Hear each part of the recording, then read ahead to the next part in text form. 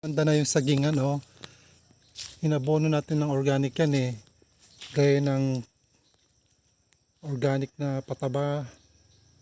Tayo ng kambing, tayo ng baka, at carbonized rice hull.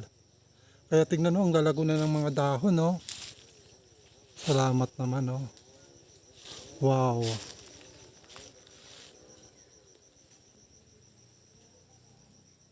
Ito, gumawa tayo ng dito, composting area.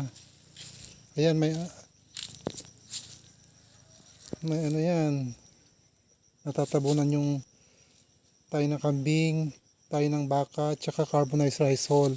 Tsaka mga tuyong dahon ng saging.